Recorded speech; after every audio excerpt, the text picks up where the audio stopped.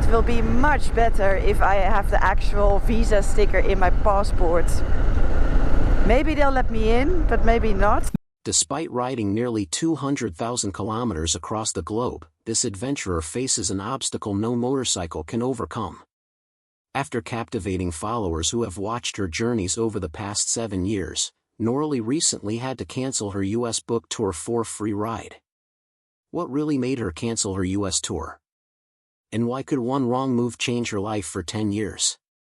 Stay with me, this gets deeper and more unsettling than you'd expect. Behind the camera, the real life of Noraly Schoenmaker. Beyond the thrilling motorcycle adventures shown in Noraly Schoenmaker's videos, a deeper reality exists that involves careful planning, physical strain, and strong emotional balance that rarely appears on screen. Behind every smooth shot and calm narration sits a routine filled with uncertainty, discipline, and endurance, and many people naturally wonder how such a journey truly works day after day.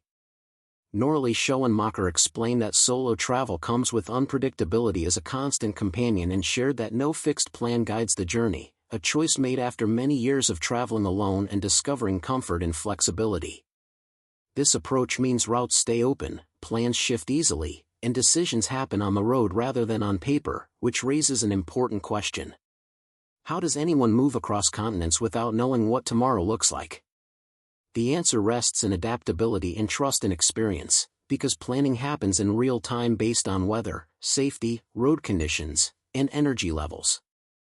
That freedom also brings serious risks, especially in remote regions where help sits far away. After a serious motorcycle accident in South America, Noraly Schoenmaker described a long and frightening stretch of pain and uncertainty before reaching medical care due to the isolation of the area. Recovery did not stop at physical healing alone. Physical therapy became necessary, and confidence had to be rebuilt piece by piece before returning to the road. Many would ask whether fear lingered after such an experience, and the response pointed toward determination and patience rather than avoidance. The road continued calling, even after injury. Daily life on the move extends far beyond riding a motorcycle. Every day involves managing logistics, filming, charging equipment, and editing footage without assistance. Noraly Schoenmaker explained that content creation requires mounting one GoPro on a helmet and another on the handlebar, while aerial shots come from DJI drones that must be stored carefully on an SSD hard drive.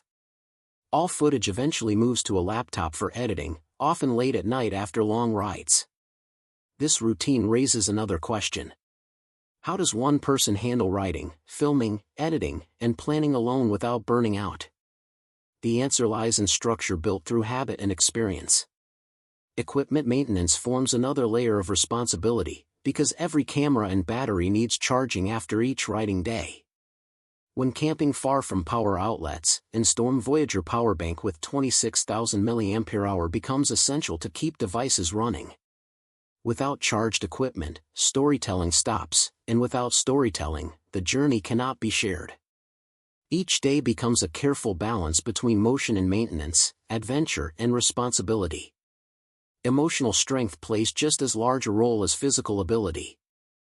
Noraly Schoenmaker revealed that workdays while traveling often stretch to 18 hours, filled with writing, filming, editing, planning, and problem-solving. This reality contrasts sharply with the calm and polished final videos that appear effortless to many. A fair question emerges. How does anyone stay motivated under such pressure? The explanation rests in purpose and passion rather than comfort. Solitude adds another emotional layer, though loneliness rarely dominates the experience. Along the journey, countless people appear, offering conversation, help, curiosity, and kindness, making isolation feel lighter than expected. Encounters on the road break long stretches of silence and remind that connection exists even while traveling alone. Yet the most powerful moments often arrive in complete stillness. Noraly Schoenmaker described riding alone through the desert as one of the most memorable experiences, surrounded by endless sand stretching to the horizon with no other presence besides the motorcycle and the open land. These quiet moments balance exhaustion, danger, and effort, offering clarity and peace that explain why the journey continues despite hardship.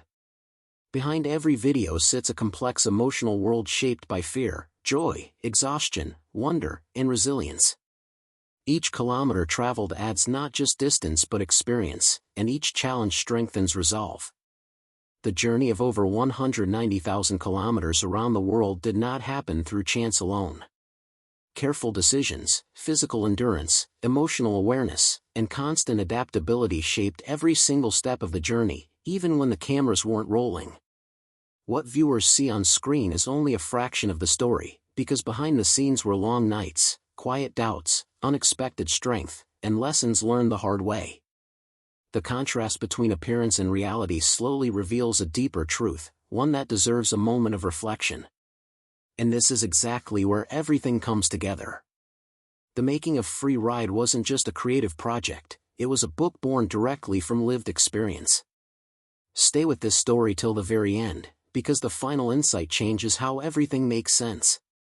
The Making of Free Ride, a book born from experience. In June 2025, news quietly spread that Noraly Schoenmaker released a raw and deeply personal memoir titled Free Ride, and within a short time the book climbed straight onto the New York Times bestseller list, surprising many people who only knew the cheerful and fearless image from online videos.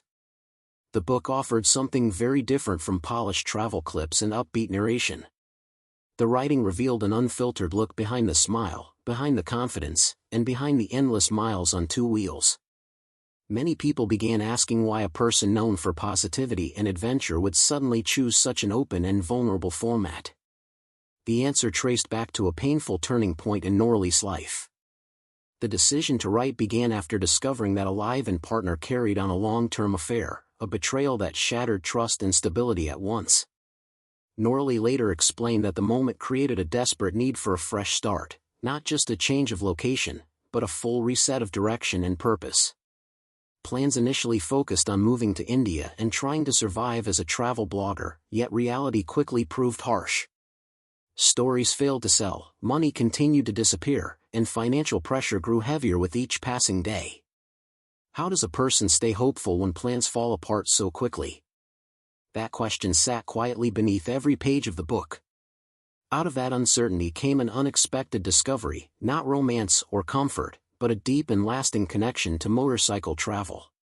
Riding became more than movement. Riding became survival, freedom, and focus. Writing later allowed Noraly to connect the dots between heartbreak and independence in a way short video episodes never could. The memoir opened doors that online content had kept closed. This honesty struck a chord because the struggle felt real and familiar. Many readers admitted never sensing such inner conflict from watching videos alone. Writing allowed space for reflection that editing could never capture. As pages unfolded, the memoir followed a 9-month motorcycle journey stretching from India back to the Netherlands, documenting how each obstacle reshaped confidence and skill. Noraly explained that writing forced a slow look backward, turning scattered memories into a clear timeline of transformation. How does a wide-eyed traveler become capable and resilient without even noticing the change? The book answered that question through small moments rather than dramatic ones. Each breakdown, each wrong road, each lonely night added strength little by little. Writing became a tool for understanding growth rather than simply celebrating adventure. Critics praised the clean and clear style, noting the absence of dramatic exaggeration or tired travel cliches. The language stayed simple, honest, and direct, allowing experiences to speak for themselves. Many described the book as standing on its own, valuable even without knowledge of any online presence. The story worked not because of fame, but because of honesty. Readers unfamiliar with the videos still connected to themes of loss, courage, and rebuilding after emotional collapse. The success of Free Ride highlighted an important difference between storytelling formats. Videos captured motion and beauty, but writing captured stillness and doubt. Writing allowed space to sit with fear rather than edit it away. Writing allowed mistakes to exist without background music. Writing allowed sadness to share space with joy. Noraly later reflected that the book never tried to replace her video storytelling, it quietly completed it. Where the camera had limits, the pages stepped in, filling emotional gaps no lens could ever capture. As readers turned each chapter, many began to wonder something important. Would the cheerful, fearless image they knew from online videos feel different once they understood the full story behind it?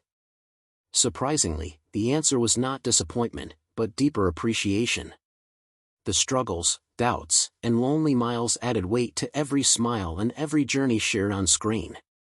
Adventure suddenly felt more human, more relatable, and far more real. But just when it seemed like the story had come full circle, a new question emerged, one that changed everything. Why did the United States, a place many expected to be central to her journey, quietly become a no-go zone? Stay with this till the very end, because the reason behind that decision reveals far more than you might expect.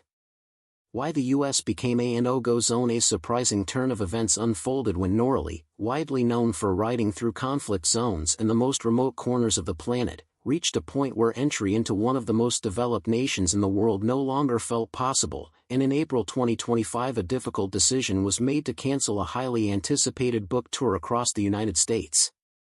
Many people struggled to understand how someone who crossed deserts, war zones, and unstable borders could suddenly feel unsafe attempting to enter a country known for modern infrastructure and global influence, yet the explanation rested not on physical danger but on immigration risk and uncertainty.